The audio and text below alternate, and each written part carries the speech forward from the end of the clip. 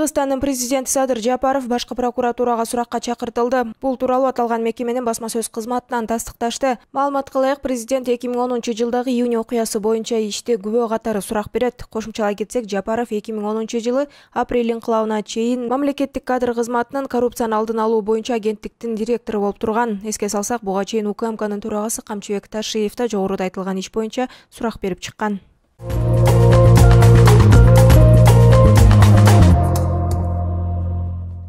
Жогорку кеңештин бүгүнкү жыйынында депутаттар Жээнбек Кулубаевдин талапкерлигин Тышкы иштер министри кызматына дайындоого макулдук берди. Кулуевдин талапкерлигин депутаттарга президенттин жана министрлер кабинетинин жогорку кеңештеги туруктуу өкүлү Алмазбек Абытов тааныштырды. Кулуевдин талапкерлигин депутаттар бир добуштан колдоду. Эске салсак, кечээ тармактык комитет Тышкы иштер министри кызматына дайындоого макулдук берүү үчүн Жээнбек Кулуевдин талапкерлигин жогорку кеңештин кароосуна киргизүү чечимин кабыл алган.